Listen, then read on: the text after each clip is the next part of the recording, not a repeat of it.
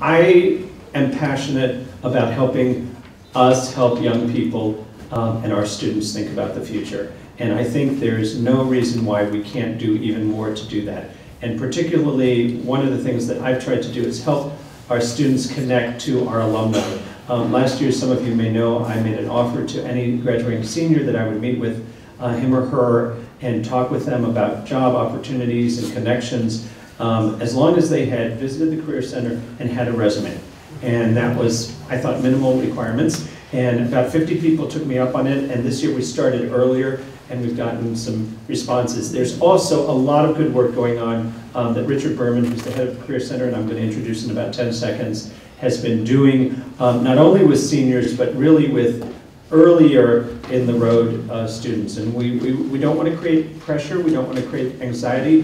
One of the things that we want to do is expose students to opportunities through such wonderful chances as the winter terms. And the winter terms are a huge advantage we have. We have, I think, one of the most robust winter term programs in the country. And these are great, relatively low-cost opportunities. If you think about life as you know, how many years and weeks do you have, you know, to spend 4 weeks and get a sense of whether you want to be a nurse or a performing artist or you know, a social service person, whatever, or making money in you know, a finance organization. I mean, all of these winter term opportunities are really a wonderful bang for the buck.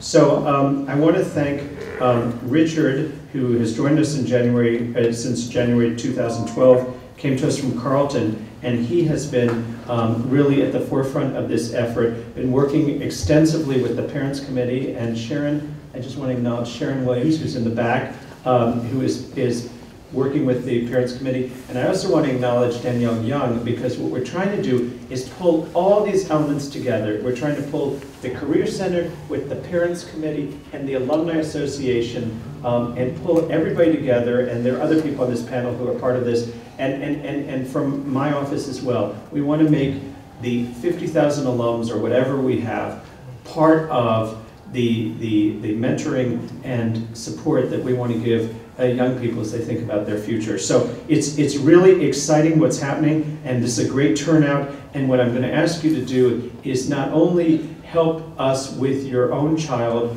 and your children's friends, but also help us spread the word generally and help us think about how we can do even better, people that might be able to help connect with us and other parents as well. So we're going to give you a job after this panel. We're going to try to help you and your child think about the future, but we're also going to give you an ask at the end, which is really to help us do our job even better. And I think that will be good for all of us. So with that, let me just say, Richard, thank you very much for everything you do. Take it away. Great. Thank you, Marvin.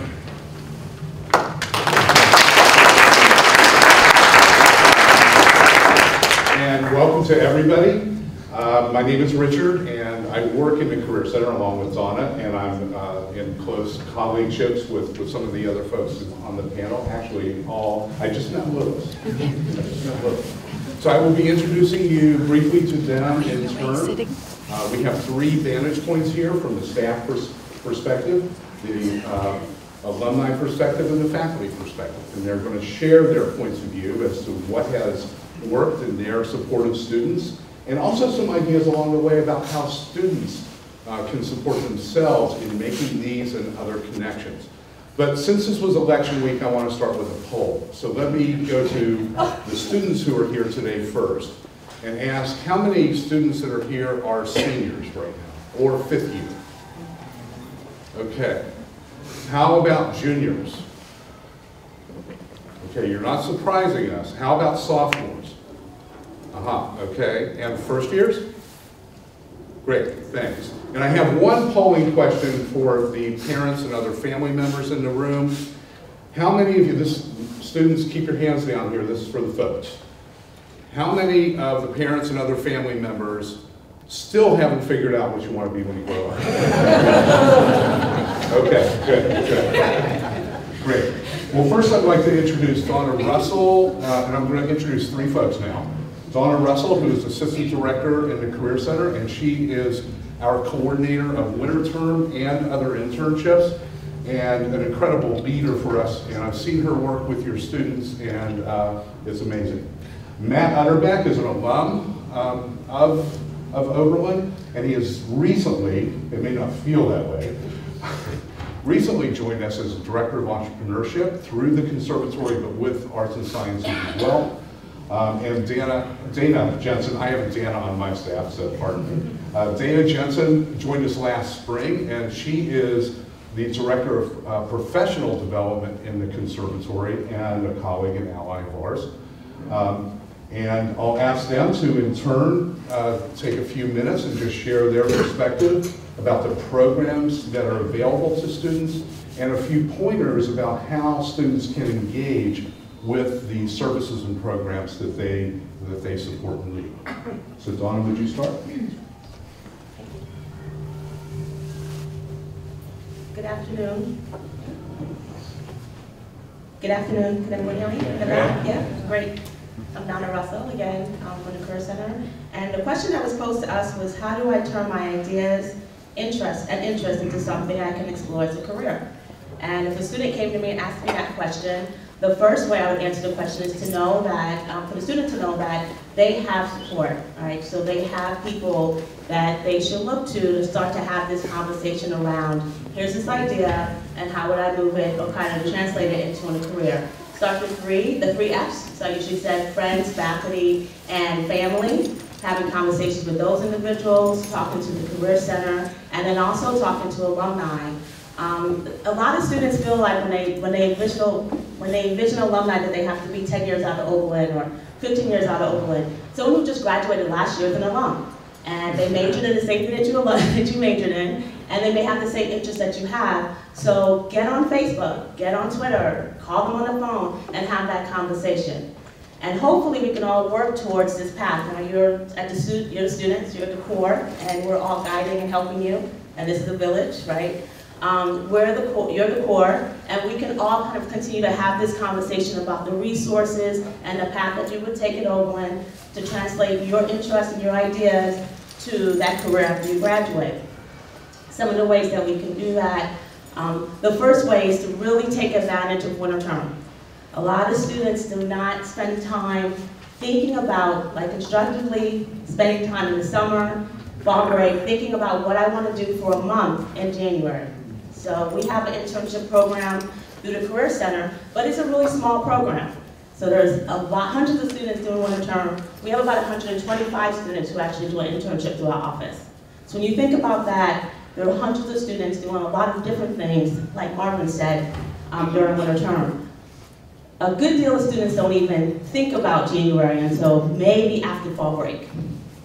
The deadline is December 5th, and when you get back from fall break, it's like a roller coaster. You just have to hold on and hope for the best. Like I always tell them, it's like that every single year, year after year. You know, sometimes they're seniors, I don't need another winter term, I don't know what to do over January. What do you plan on doing after you graduate? It's a month. I mean, I don't know what people's vacations are like, but I don't have a month to figure things out, right? You have a month to work towards whatever it is that you want to do and start to make those plans. Think about your resources, the path, and what it's going to look like, even as a senior. So that's the first thing that I would say for a student is think about your resources, think about your network, and how we can all work together. The second thing is to really identify people who are doing similar work. So once you think of, all right, here are these 5 different groups that I can work with, let's work towards finding people who are doing the things that I want to be interested in doing. LinkedIn is amazing. I absolutely love LinkedIn because it's visually appealing. It's nothing like OpenWeb. OpenWeb's great. It's great to search, but it's a database. There's a lot of text.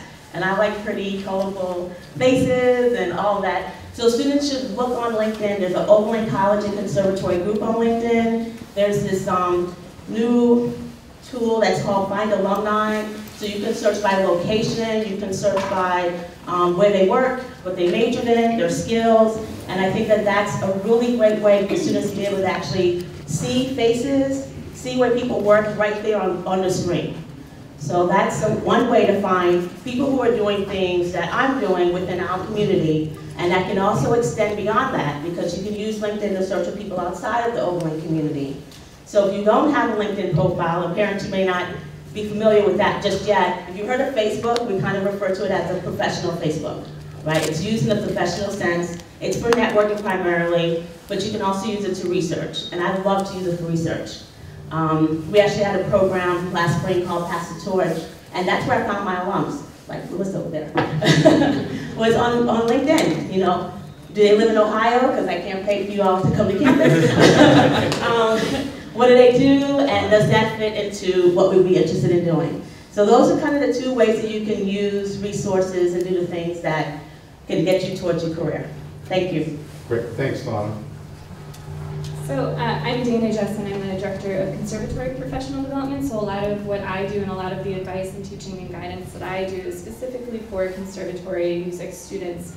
And I just wanted to echo a little bit about what Donna was saying about the winter term and internships in general. And that is that when students come into my office and into the Career Center and aren't completely sure what they want to do as a career, aren't exactly sure how to take their interests and their ideas and turn it into a career, these are incredibly great options for them both to get on-the-job training, to start being able to build a network, and just to test it out as a small glimpse into what a career in that field might look like. For the conservatory, I often get a lot of students who are coming and saying, oh, I've heard about arts administration, I think it might be an interesting thing to do, but I don't know. And I don't want to graduate and then fully commit to doing that as my career path. So this is an incredible opportunity for Oberlin students, and I think something that really puts them at a huge advantage over other institutions, in that they have this chance to take a glimpse at something before making a huge commitment after graduation and using that as their career option. I also would say that from the conservatory, the students that are in there, and this was totally me when I was a music student too, is that you're so focused on your craft and you're so focused on practicing and really trying to fine-tune what it is you do. And sometimes it's easy to kind of forget about the career side of things. You just kind of assume that you'll as soon as you're really good at what you're doing, then you'll make it and you'll be the big star. And unfortunately, that's a very narrow view of success. And so I really encourage students to take the same sort of proactive approach that they take to their instruments or to their craft, being practice, dedication, creativity, research, and apply that to their career. And know that they're in a huge network. Oberlin is such a huge community that they can reach out to other people. Just like Donna was saying, recent graduates or graduates from 50 years ago, and talk to them. How did you make it from being a bassoon student to being a professional first chair bassoonist in the Cleveland Orchestra, for instance? And really making the most of their network is a really important tool that I think I really try to strongly encourage students to do. And just one other thing that I also try to make sure that students understand is how art and music in general is funded in the United States. I think that's really important for students to know about before they graduate, to really have a firm, solid understanding of what arts funding in the United States and how arts are funded outside of the United States. I think those are such important tools for students to know about with the current climate with music. The current music scene right now, there's this huge rise of sort of artist-led ensembles, and we see that with a lot of Oberlin alum, like Eighth Blackbird or Ice Ensemble. These are wonderful examples of artist-led and artist-run ensembles that are this sort of new model in the music world. And so preparing our students now for the tools to be part of an artist-led ensemble makes that transition from going from being a student, transitioning into the professional world, that much easier of a transition for them. Great, thank you, Dana. And we all met before. He gave me the timer. Is that? And it started. It's an emerging idea. We all met ahead of time to discuss this time with you, and one thing we all agreed on was we wanted to get to your questions. So that's why I'm marshalling time, and my colleagues said they would not be too unfriendly to me about it. Thank you. So I graduated from Oberlin in 1995, and thinking about coming back to become the Director of Entrepreneurship, the crown jewel, I think, of Oberlin is that to be cool in Oberlin College, you need to be passionate about something, and you need to be passionate about changing the world. And that is still, 20 years later, 19 years later, I guess, that is still true, and it's a huge, I think it's the core of our culture, and it's a huge asset. On the other hand, it's also a really high standard, and our challenge is helping students get practical steps to be effective at creating that change that they want in the world, and that's really the way we think about entrepreneurship. Everyone struggles a lot with the best definition of entrepreneurship. My current favorite one is running experiments before you run out of cash. The great thing, the thing when students in my first class of the Introduction to Entrepreneurship class, I have them write a quick paper about why you're taking this class, what do you think entrepreneurship is? And there seems to be, at least in my experience as a recovering entrepreneur, still an entrepreneur, is that there's some secret that you need to discover that's hidden away in the closet, and the guys at MIT and Harvard have access to these secrets. That's not true. It's you create the change, you create a market. If you're in business or if you're trying to have a social impact, which is absolutely something we embrace as part of entrepreneurship, or in the arts, it's creating change through the work that you're doing. And so how do you do that? You don't have all the answers, so you run experiments. And the guys who win and the gals who win are the ones that can run more and more most efficient experiments before they run out of money, or as they start making money and getting more investors and convincing more people to give them donations, or whatever the model is for sustaining and creating a flourishing organization. So in 30 seconds, I also have these brochures, and I'm happy to talk to you about how do we help students run those experiments. We have a class, which is learning how to do that, working on a project with a team of students. It can be a completely fake idea, but the point is working on a project and running experiments intellectually in the class and getting feedback from your fellow students. We have small grants that we give out to students. It can be $100 up to $1,500 while you're students. Go to Chicago, meet with some people who are in this market. Go to Oberlin High School if you're doing an educational technology venture, and work with some students there. In winter term, we have a fabulous program called Launch You, which is for ideas that are really ready to launch. We're doing a lot of team building between students and alumni. That program is actually open to anyone in the Oberlin community. It's a 3-week program with $50,000 in prizes at the end. Students, alumni, faculty, parents, families are broader partners. We have a really big tent, and I think the diverse teams are needed to start new organizations, and that absolutely includes all the parents. And we have a lot of students who are starting new ventures, who are connected with parents all over the country.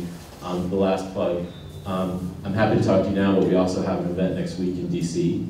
The next week on November 18th in San Francisco, and the next week on the 24th in Los Angeles. So we're out there across the country and across the world working with Oberlin entrepreneurs, so thank you. Thanks, Matt. 15 seconds. Oh, you I took back your 15 seconds. I took 15 seconds. Actually, I haven't even introduced you yet. You have your own mic. Should I? Here. You now too. No, I'm good. Okay, so I guess I'll introduce myself. Let me introduce. Yeah, here. No, I'm good. Okay, all right. We have 2 alumni now, and Louis Grube is a 2008 graduate of Oberlin. He's also completed his JD degree at Suffolk University Law School in the Boston area, and is practicing in Columbus, right? And he'll fill you in from there. Dr. Sylvia Washington has multiple alumni relationships with Oberlin. She is herself an alum. She has one graduate, another alumna of Oberlin, and there's one soon to graduate who's with us today. I will also say that Dr. Washington, and Donna and I both know this for a fact, is among another very rare breed, and that is, she is one of the most outstanding internship supervisors that we know. So, Louis, take us away. Well, let me pose the questions. Oh, yeah. We have questions from some of the parents on the Parents Executive Committee. So for alumni, they are, how did faculty, staff, and even your own peers and other alumni support you through your Oberlin experience? Okay, so I'm going to start my timer. I was sitting here a minute ago and I was looking around the room, and I see just in this room there are faculty and staff who helped me through my journey. And I'm glad that Richard asked all the adults in the room, I guess, whether they know what they want to be when they grow up. Because the faculty and staff at Oberlin will help you to figure out what you want to do. When I graduated law school, President Krislov met with me a number of times to figure out what kind of lawyer I wanted to be, what opportunities were open to me. While I was at Oberlin, Dean Stewart helped me to take my studies seriously enough that I could even go to law school one day. Danielle in the alumni office has set up a number of events and brought me into the broader alumni community through the Alumni Council, and that I've met a dozen lawyers through that, and that will pay back eventually. The Career Center, I was in the Career Center a bunch of times. I did a winter term in New York that was set up through the Career Center, and that was an alumni supervised internship. I was on Wall Street, and I didn't know what I was doing at all, but I knew sort of by the time I left, and that was very, I grew up doing that. So I guess, yeah, I think that's how just engaging and going and meeting these people and actually seeing what's out there. There are also big programs that you can do. I was a Cole Scholar, and my entire career has happened as a result of being a Cole Scholar because of the talents that I learned in the Cole Scholarship program. So, consider some of those. There's also the Law Scholars. I'm sure that there are comparable programs in sciences, and the Lunch U thing, that seems like there's just a lot of opportunities there. So you should look into those. In terms of alumni networking, Facebook is so your friend. LinkedIn is so your friend. Twitter, everything. Just get on, meet alumni. I met my boss right now on Facebook. That is the most artful use of Facebook I've ever engaged in, but that's how I did it. So do that. Go out on Facebook, meet people who are 20, 30 years older than you. Meet people, join groups on Facebook of practitioners in the fields that you're interested in. And not just OBs, but certainly OBs. And there are a ton of us out there. The benefit of going to Oberlin is that you're going to graduate and know people on 5, 6 continents, right?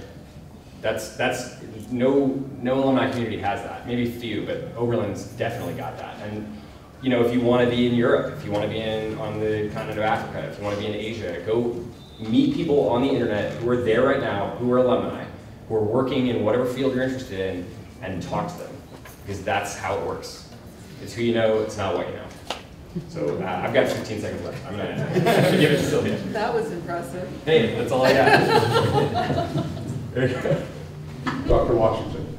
Sylvia from Wales. So, I'm going to do this old school, because as you see, I was a graduate in 1980.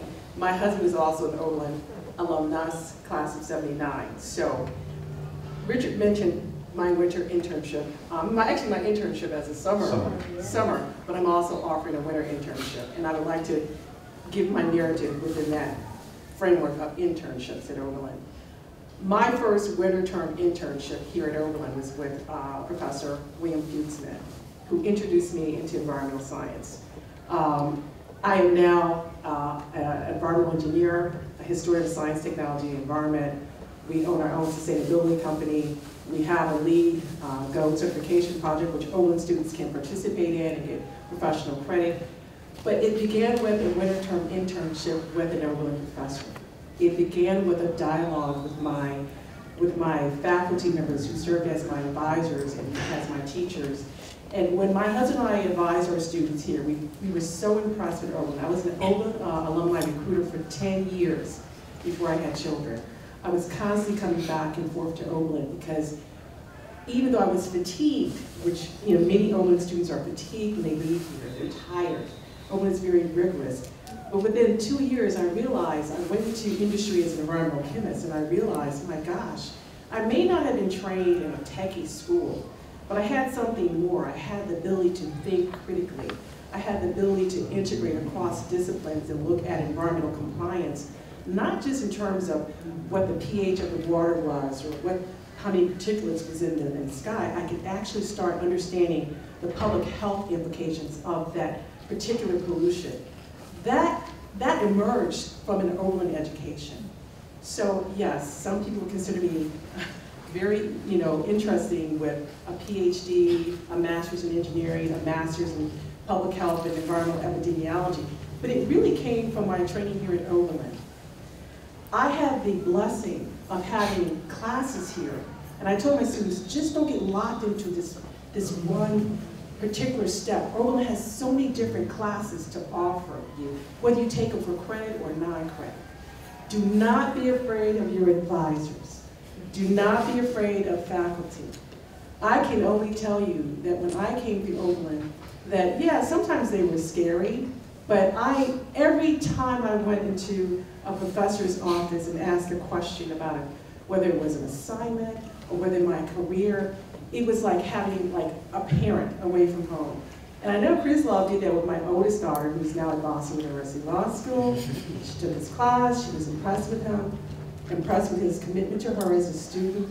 That is why I'm happy to be an Oberlin parent.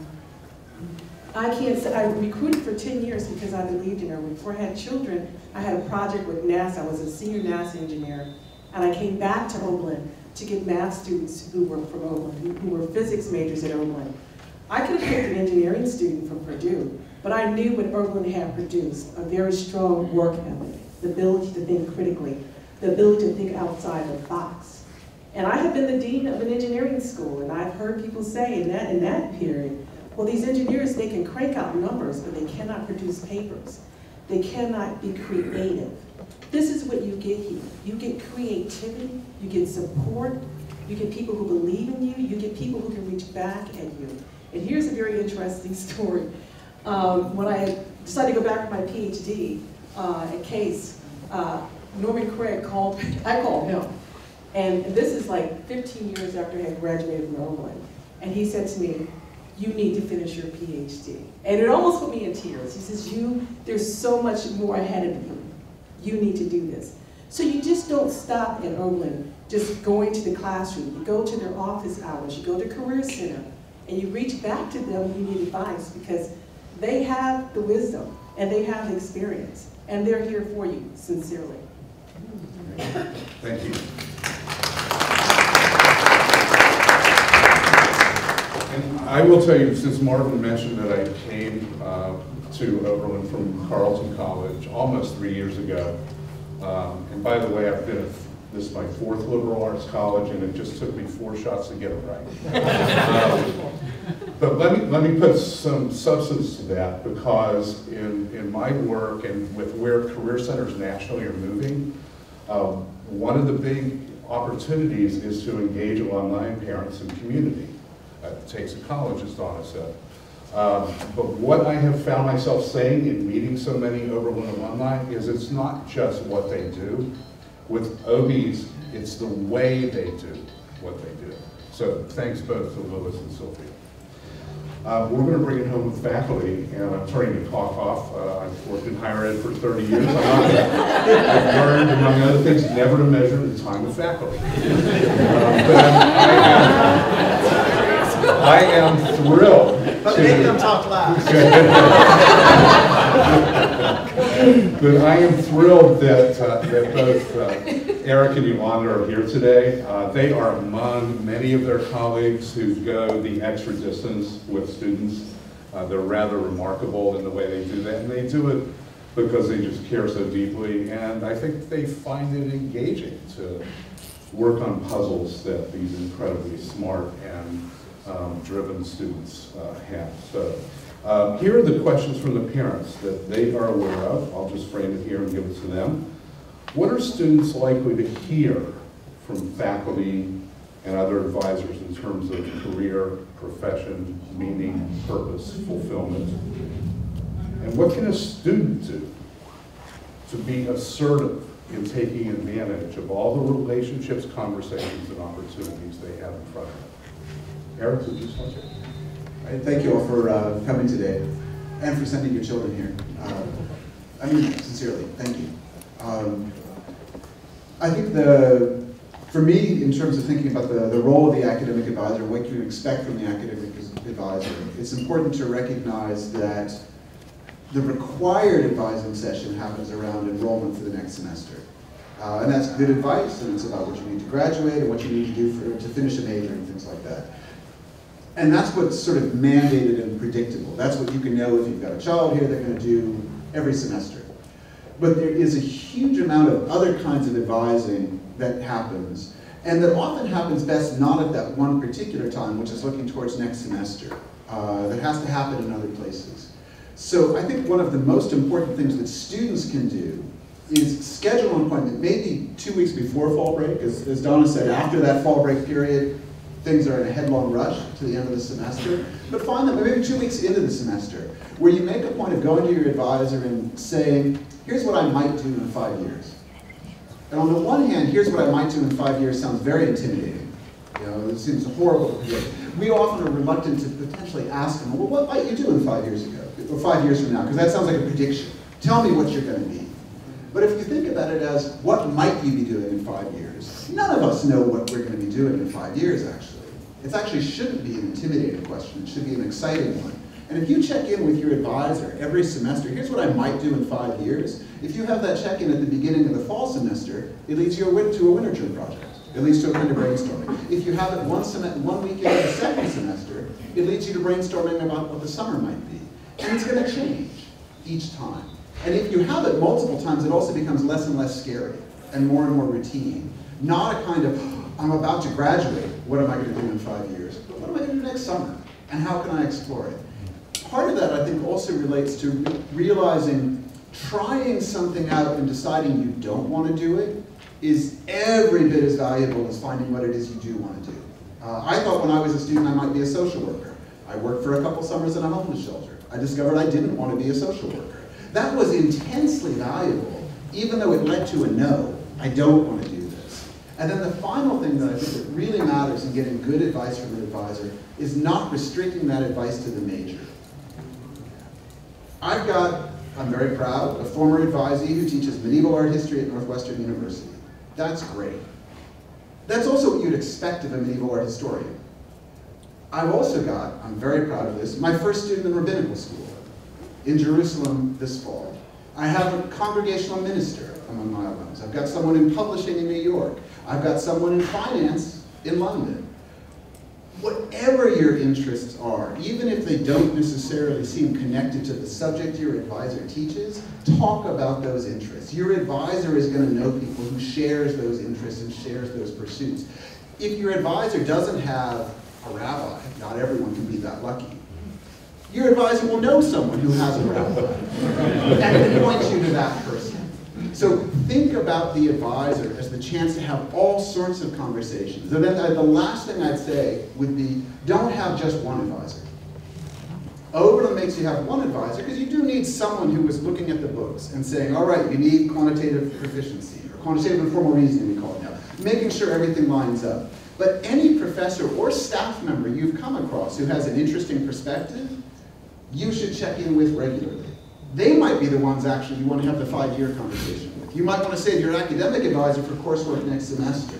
You might want to talk to that reference librarian who was so smart about what you might be doing 5 years from now. Someone in career services about what you might do from 5 years from now. Someone in the president's office. There are a ton of people you can rely on for advice in addition to the one formal advisor. You should almost, you can make it a Pokemon game. You know, catch them all.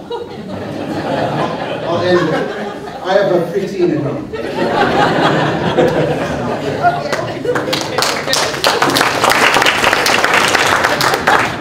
Thank you, Eric. That was a tough act to follow. I've taught here at Oberlin for many, many years, 28 to be precise. And I have had many kinds of interactions with students. Obviously, I teach, so I do classes at different levels. I also have a research lab, so I can mentor students and train them in research. I have a lot of advices. In fact, Catherine sometimes scolds me and tells me that I should give some up, right? Yes, yes. But I also have the benefit of a sort of a network with alums.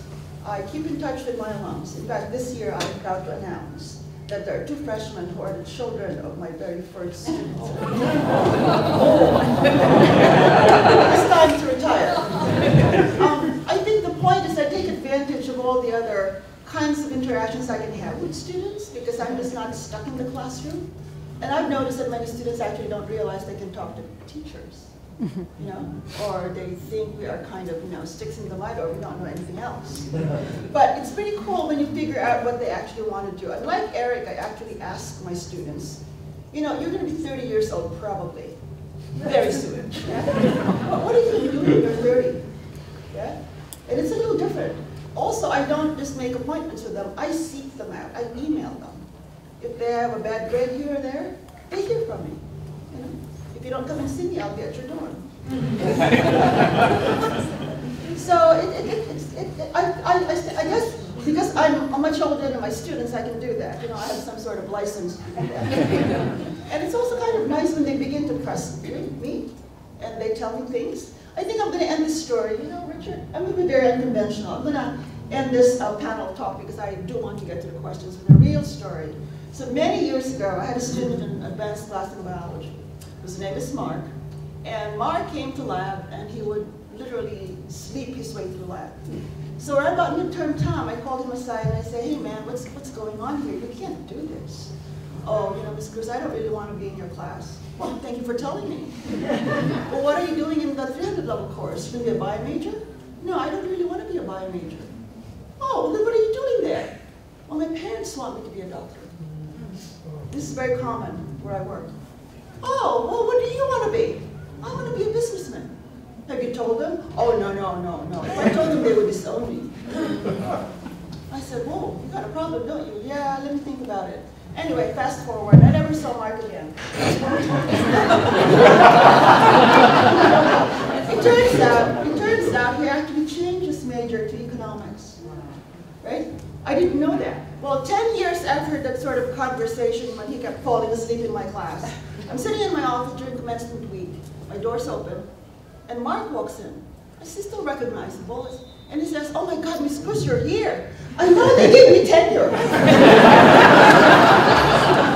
So I said, what are you doing?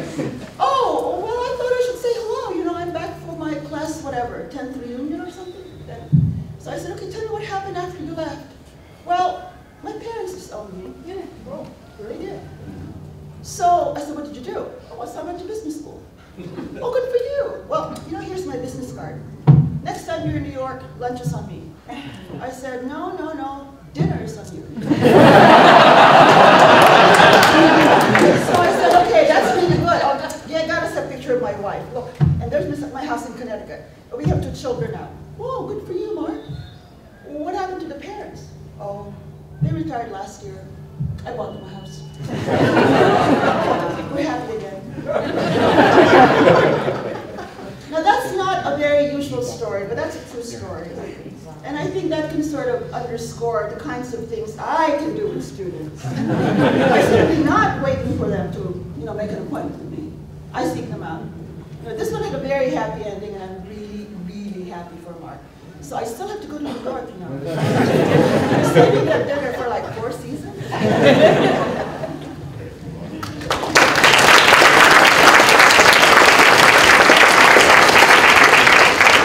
So, did I overpitch these people? And thank you to Sarah and to Sharon and to the leadership of the Parents Committee for bringing us together. I hope one of the things that happened here is we brought a human face to Oberlin in the context of student futures. There's a reason I was selected as moderator of this panel, and that's because I would be least likely to be able to keep time for myself. So I want to wrap up very quickly, but I do want to share 2 announcement kind of pieces with you, with 2 new initiatives at Oberlin that relate to career opportunity. And there are materials in the room that will adjourn to after questions and answers. But we have received, we were successful in a $150,000 grant proposal to fund financial needs students in unpaid internships. Unpaid internships is a very hot button item across the working world from all vantage points. We also have been the beneficiaries of a 50th reunion gift from the class of 1965. Their commencement speaker was Martin Luther King. And the Martin Luther King Internship Fund has been established, and that's providing $250,000 over a 5-year period of time. We'll be in our 2nd year. This handout, we're asking for your help, parents and family members, because you can help us spot awesome internships.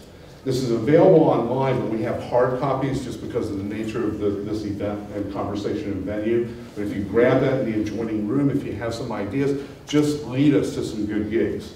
The other one is, we'll launch this spring. We're in a selection process right now. We have more applicants than we have spots. And this is a program called the Possibility Project, designed expressly for first and second year students. One of the things that I've heard, and I believe my colleagues will have also, when you ask students why the career thing is scary, one of the key points I keep hearing over and over is they feel isolated as they do it. One student, one internship. One student, one fellowship. And if you look at a lot of things about Oberlin and a lot of things about the way your students are wired, they like doing things in small teams. So we're forming 5 teams, first years and sophomores, in mid-February, and we have a robust curriculum for them to track through that includes self-awareness building, self-confidence building, self-presentation, but also opportunities to engage with alumni and other friends of Oberlin. Let me stop there and invite President Krislov back, because I should not moderate the questions and answers, and I think he'd like for me to be part of this group.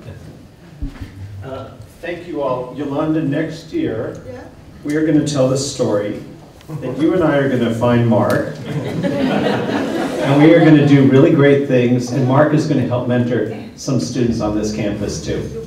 Because that's a wonderful story, and we want Mark to be like so many alumni and give back. And that's one of the things that, you know, some of our students, I think, don't realize that alumni really do want to help them, and that they see themselves in them, and that virtually any alum, if you can get hold of them, will be happy to try to help, and in many instances even provide housing during a winter term and so forth. And so that's one of the things that students, I think, may think it's a little strange why someone who they share nothing with other than, you know, the same alma mater really will almost unblinkingly try to help them. And that's an extraordinary thing, and Danielle is doing a lot. And I will just say that I know our website is not ideal, but we are going to have a new website within by the 1st of January. By the 1st of January, and it's going to be called Tap into the Oberlin Network. TAPPAN, and we will send out a big blast of excitement about it, but it's going to really help us link our alumni to our students. Anyway, thank you all, very inspiring and very, very, very wonderful as well. So, questions? Yes? So what's the biggest obstacle to getting students, or the best way to get students to go into the Career Center before a senior? Donna, you want to take a crack? Oh, sure. I think, and Richard might have brought this up, is that they feel like they have to come in with a question. They feel like they have to have things figured out before they figure it all out, right? So I'm sorry. Hello. And I think that's the biggest obstacle, is that they feel, I can't come to the Career Center and just say, I want to know what you do. I need to have something that I want to talk about. And it doesn't necessarily have to be that, you know. So a lot of students don't realize that you can make an appointment and we can just talk about your time at Oberlin, how you want to use your time at Oberlin, and how that would inform your time after Oberlin. Because historically, I think people think, I can't think about my career until I'm ready to graduate. And you should be thinking about whatever you want to do after Oberlin, maybe not necessarily your career, when you step foot on Oberlin's campus. It's a process. It's not a destination. So something that they need to realize is that let's start your first semester, let's have a conversation, and let's continue to see each other so we can continue to work together, so that we can move towards whatever it is that you want to do after you graduate. So the whole word career is intimidating. It's really big, it's intimidating. So kind of thinking beyond that, where we can work together towards like possibilities and options, and changing that terminology a little bit so students don't feel so overwhelmed by it. I'll just add one point, and that is that when I approach employers about hiring Oberlin students, my kind of closing line is try one. So my advice in terms of recommending the Career Center to your peers or your students is try it once. Because if you saw student satisfaction ratings for the Career Center, I think they would see it differently than maybe the picture they have in their head of what does and doesn't happen there. You know, I'll just add something, because I've talked to a lot of students, and I think Richard and I have been struggling with the name Career Center. And I will offer an invitation. Richard has been working on a new name for this, and we even tried, Richard had an idea of the Future Center or something like that.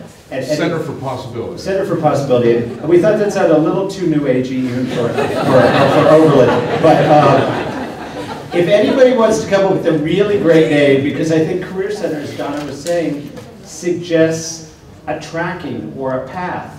And a lot of our students resist that notion. And anyway, so you get what you pay for, but we'd love to have ideas about how to invite people in. And I think the name itself is not one that is ideal, but it is what it is. But then Richard just shared with me the numbers, and we are getting more and more students in, and we're doing a lot of great programs. But I do think image is a challenge, but I hear from other campuses that it's also the same thing. If somebody has a great name, though, mkrizlov@oberlin.edu, I'll be happy to take it. Anyway, there's a prize. Yes, you can have breakfast with me. Okay.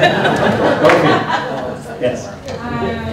Thank you all for your wonderful discussion on the panel. Could one of you explain to the audience the benefit of Switchboard?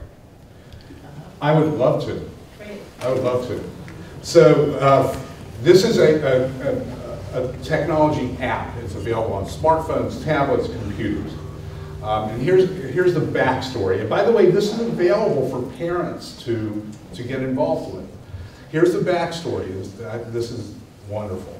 An alum of another college, very unhappy with the difficulty of connecting alumni and students, in the course of her day job, was on a website for farmers. And there were two huge clickable radio buttons at the top. And one of them said, "Need hay?" And the other one said, "Have hay." So she looks at this, she says, that's it. So Switchboard, and by the way, we have like a chapter, in a manner of speaking, on Switchboard. It's Oberlin, it's our Oberlin community. Not anyone can get in, okay?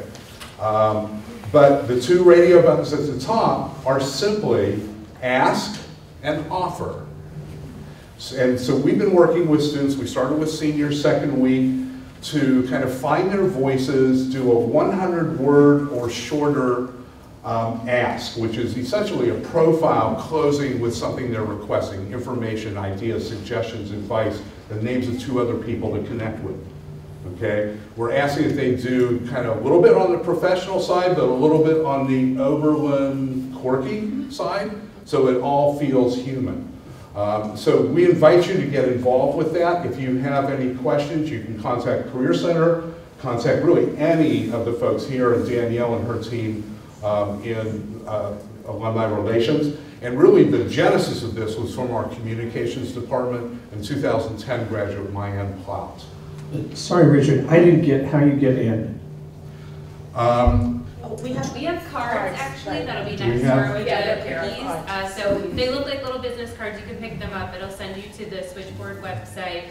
And actually, Ken Posner, if you could raise your hand, he's a parent who's used it. So if you're a parent who's interested in getting involved, I suggest you talk to Ken because he had a great success story to share with you about Switchboard. And maybe they should share the success story because it's a good story. Ken, you want to do a quick success story? Sure. Hello everybody, thanks for coming. Last Sunday, I posted an offer for an internship. I'm doing a project in Atlanta, Georgia in January, a winter term project. On Monday morning, Mayan responded saying, "Hey, thanks so much for posting this. I have a student who might be interested. Let me connect you." I said, "Great." A little while after that, Tom C. contacted me. He's an economics and theater major, freshman from California. We actually connected this afternoon. In the meantime, an alum from Atlanta posted, "I have housing near the Fisher Theater." I responded, "It's not at the Fisher Theater, it's at the Alliance." She said, "Great, it's equal distance." And it was really as easy as that. It took me 10 minutes to make my account. I identified as a parent. And that's the story. So the cards are available. Yes, you'll pass them when you get your cookies and lemonade. We're going to open that room great. up. So. Okay. And That sounds great. We need pay.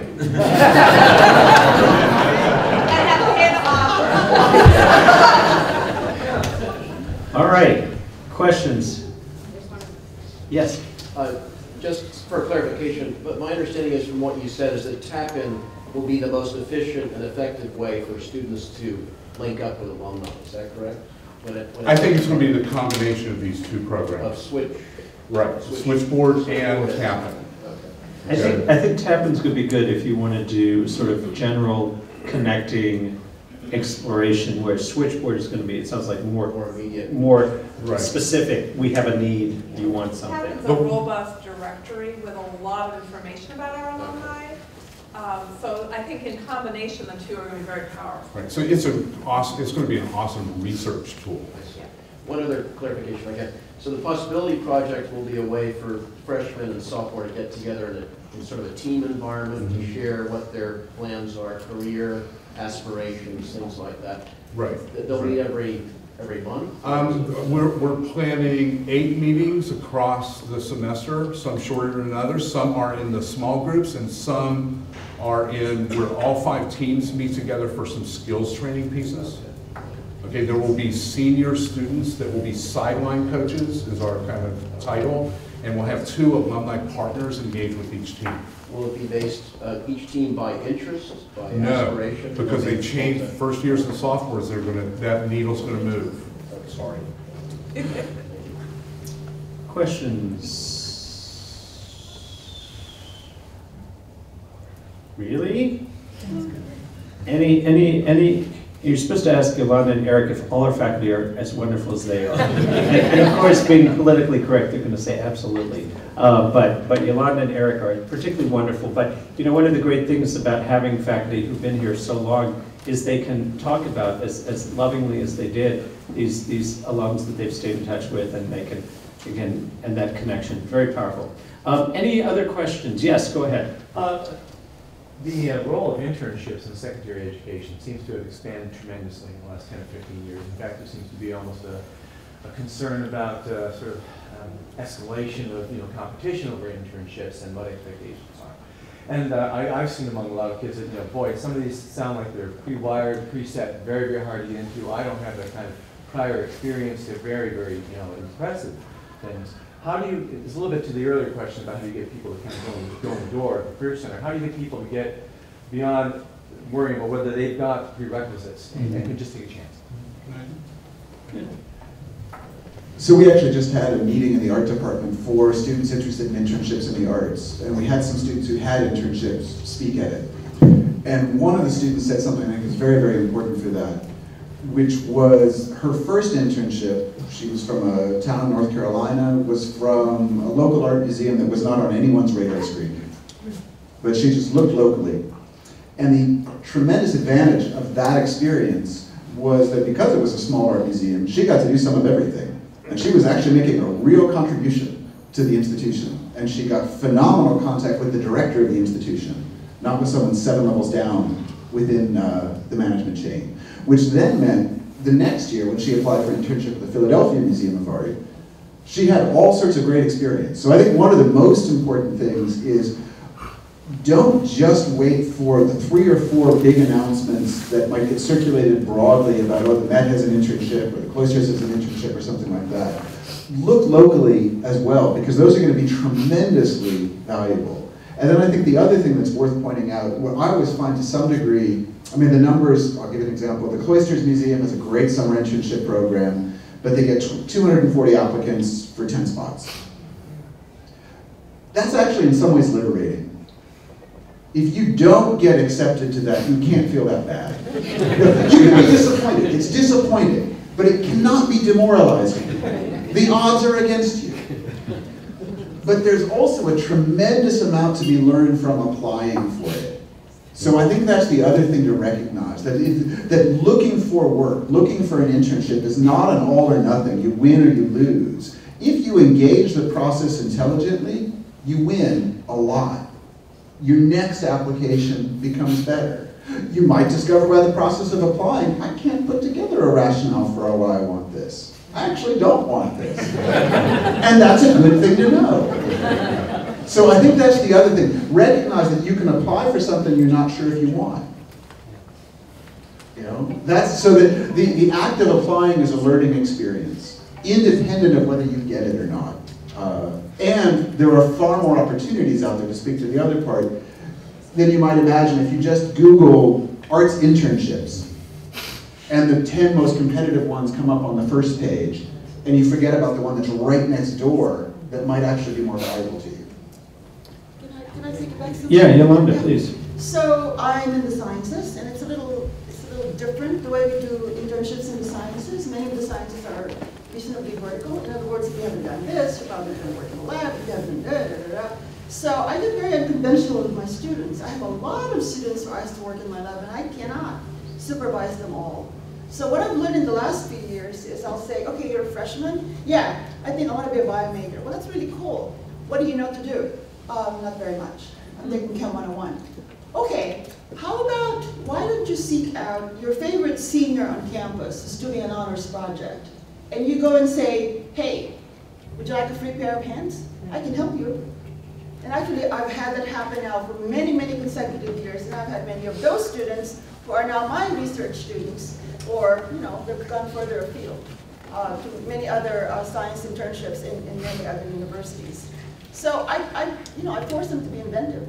I've also had students who say, you know, I don't know what to do with winter term. Well, where do you want to be? You know, I think I'm going to stay with my uncle in Seattle. Really? Well, you know, I can find for you the name of the alumni coordinator in Seattle. Why don't we email that person and see if there's any winter term project you can do? There are lots of these informal contacts that I've found really work better than, you know, trying to sort of find something to plug in. Because if students are committed to what they want to do, no matter how trivial, no matter how sexy, no matter how difficult, they're going to do it. I think that's the thing we kind of forget. We got to give our kids enough rope. When my own daughter went to college, she could have qualified for Oberlin easily. But I could not tell her to even think about Oberlin. I cajoled her. I said, you know, darling, if you come to Oberlin, I can save so much money.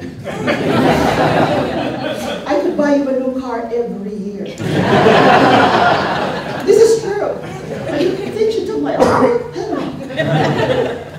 And I was, for 4 years, I was in tenterhooks. I had no idea what she's going to do, she's going to be doing.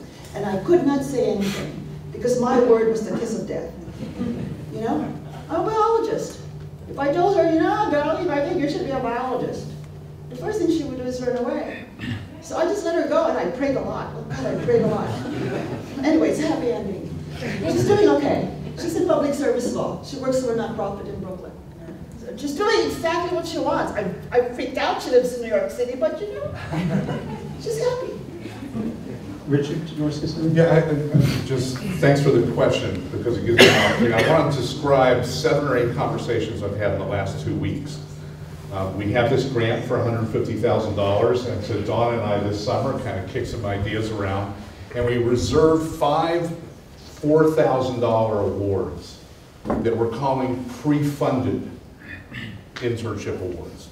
And we've taken that out in information sessions and conversations in classrooms where we've been invited to talk with students outside of class. And we've described this where students, instead of going online, finding an internship, uploading their documents, and passively waiting, that instead their starting point is to identify organizations they admire, apply for this grant, and if funded, they can then say, I have the funding to bring with me, and we will work with them in terms of proposing an example of a project that they could do after they've done research on that organization. The reason I'm describing this to you is these conversations with these 8 students over the last 2 weeks are a marker for me for the future, and given what our employment challenges are, that there are so many opportunities to take a different path and be assertive and unconventional in the way you look for opportunities. Oberlin students are up to it.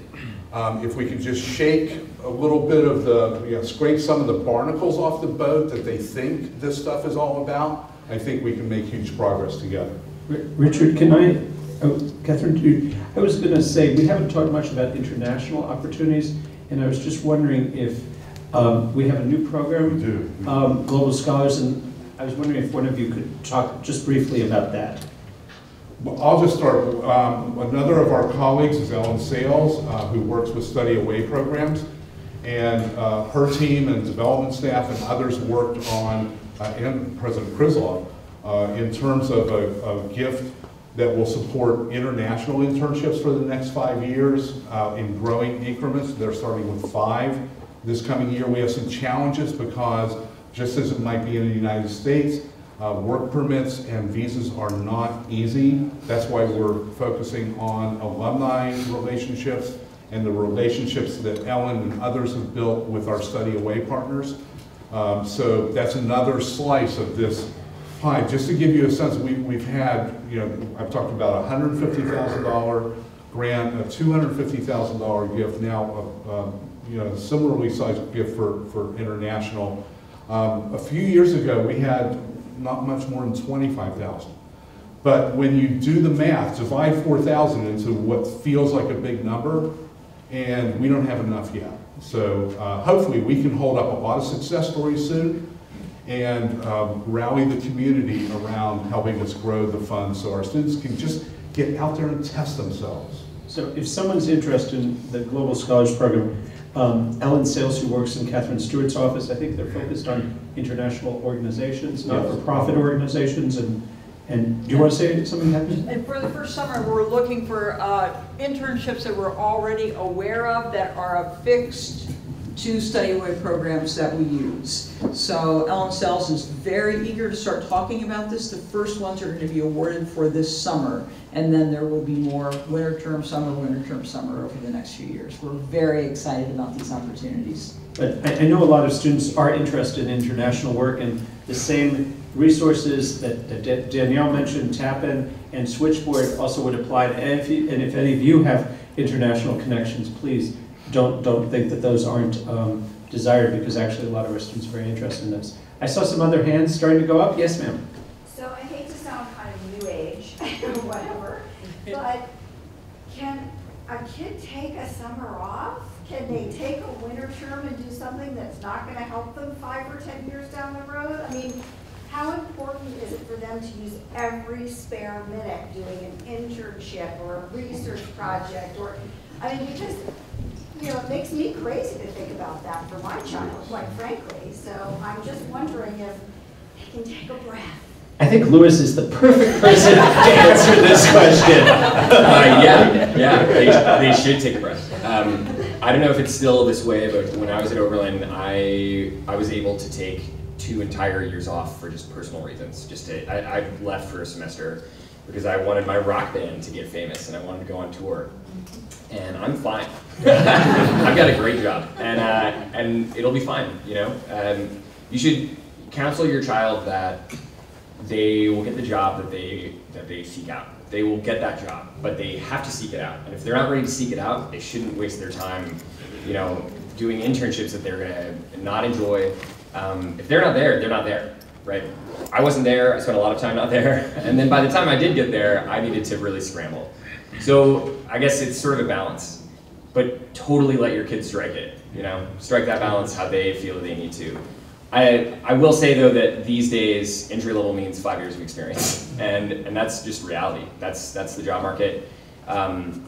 They should absolutely be working on a career for when they graduate or for a couple of years after they graduate. But there's no point in working the wrong way. If they're not ready, they're not ready.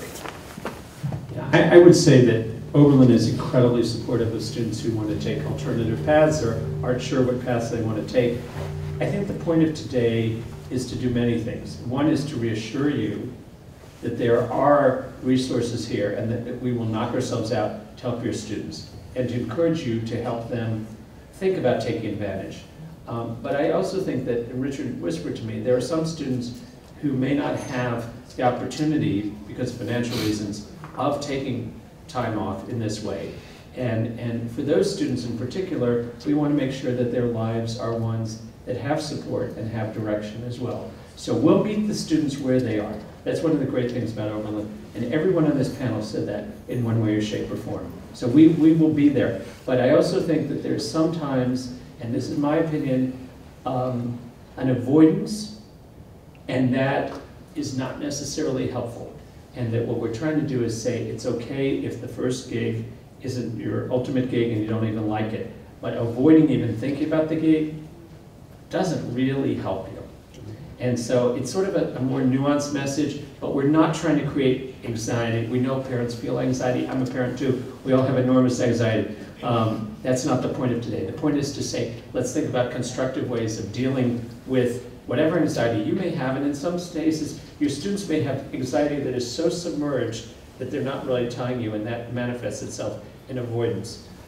So at least that's my 2 cents as an amateur psychologist and parent. And a new career counselor. And yes, that is one of my favorite part-time jobs. Anyway, Rafi?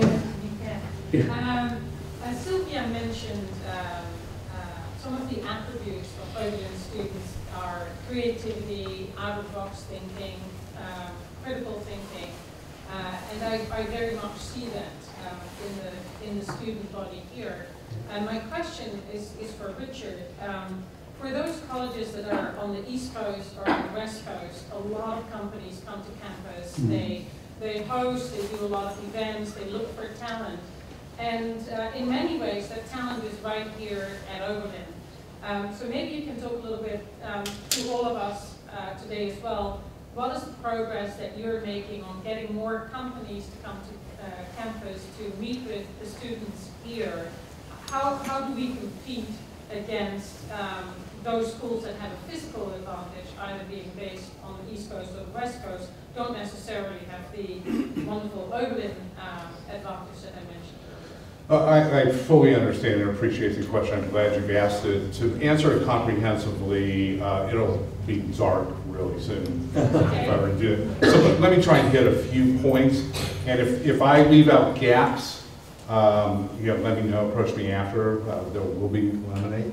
But let me start with this, and that is that I see after 2007, irrespective of geographic location, I see human resources, or now it's called talent identification sometimes, moving its dollars in identifying talent from job fairs and on-campus recruiting to internal referral systems and everything networking.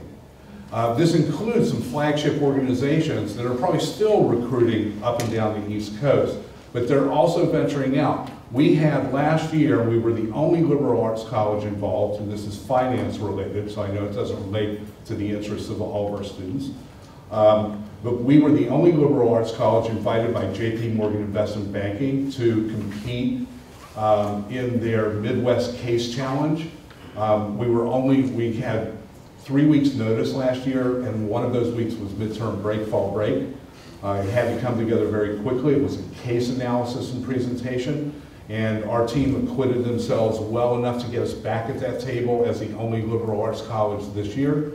And we had 3 teams that competed and were judged by an alum from JP Morgan who came down really of his own volition, not with, his expenses were paid, but his time wasn't. And he judged the 3 teams, and that team did measurably better at Chicago. They didn't displace the business schools from Michigan, Illinois, and Wisconsin, but they finished middle of the pack this year, and then they went to the networking event. We're waiting to see about their summer internship opportunities. Broadening out from that tape, recruiting is changing also to the virtual realm, and I think we're better positioned there. I think we have to get more on our game, but for me, it always comes back to alumni and networking. So I ask you to guard your expectations in terms of on-campus recruiting, except that I'll say this, and I'll close with it. Tuesday of this week, Google will be here, and I want to tell you the backstory, because it's not HR people, and it's not an alum. And I think this is part of that that internal referral kind of movement that I'm seeing in recruiting. What Google did is they looked at who they already have. Yeah, we all know, well, most of us know about Google Analytics. Well, they do analytics of themselves and their staff. And when they looked at their most successful and looked at numbers of successful and across the organization, they found a lot of Oberlin people, a lot of Oberlin. So a line officer called me this summer, described this to me, and said, we want to visit campus, we want a long-term relationship. We're not the computer science people, I'll refer resumes. We are the sales and marketing, human resources, and across other dimensions of Google. So they'll be here Tuesday, and I'm really interested in that lunch conversation, which I made sure I didn't displace one of our students because signups have been huge. But also, we could do the flip of that. With help from Danielle and with Brad Hayes, we can look at where our alumni are and we can target those organizations and take a relationship development approach, whether they come here or we go there. Hopefully it's both. It's all something. Okay. That's great. That's great. Yes? This is kind of a more practical follow-up to that question.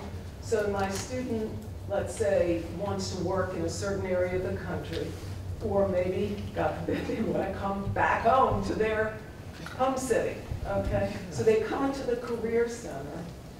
Aside from the alumni, they come in cold to the Career Center, and we want to find internships or jobs in that certain locale. Are you able to give them enough, from these areas that they can go to so they can apply to the Art Museum in North Carolina, or the federal government in DC because they want to be with that, or whatever in LA. You know what I'm saying? Because I think that was a difficulty 3 years ago when you walk in and you can't cover every city, but I'm wondering, can you somehow or another in the Career Center help the student who comes in and says, I want to spend my winter term near where I grew up, or I want to spend it in this particular place. What are the companies you have relationships with that I can apply to? Right. They're not asking for the company to come here, but they're asking for companies that work for students and students kind of thing. So, is that possible when a student comes in? Actually, sometimes I recommend that to students because some students will come in, and this is beautiful attitudinally, they'll say, I'll go anywhere for a good job. Right. Okay, but we have to talk about what kind of work it is. Right. And we have to be a little practical because unlike some fields like the East Coast campus recruiters, I challenge you, look at the recruiting schedules. You know who's going to be there. It's investment banking, it's management consulting, it's commercial banking, it's the Peace Corps, it's Teach for America, and we're a liberal arts culture, right? So it's going to be the common case that we're going to have to look elsewhere. So you can't, it's not about going to having them come here. It's about tapping our network, our community. We're knowing more and more alumni, at least in my 3 years. I think of people, I can turn to alumni from the class of 65 who are, most of them recently retired and they're still engaged and they want to help these students. And I said, you have any ideas? It happened yesterday. Environmental Defense Fund and a student that I saw yesterday. So I emailed Marcia Aronoff. She was on her way to Mississippi to rebuild the church she rebuilt during the Freedom Rider period. Okay, and she said, but have the student call me Tuesday, right? So wherever it is, given that our major alumni and student markets are Chicago, New York, Boston, San Francisco, Seattle's on the rise. I think I left one out. DC and LA. Okay, but we have alums all over too. So yeah. I mean, just short of them having to connect alums, if you wanted to just spend an hour and we could identify organizations. Get somebody to show them. We do that part of our appointments, yes. Because I think students need to think about that when they take internships even early on, because where do they also want to live? They need to be thinking about that. And the more companies they have relationships with in those areas, the more people. Any final question? No? Okay, well, thank you all very much, and please join us for lemonade and cookies.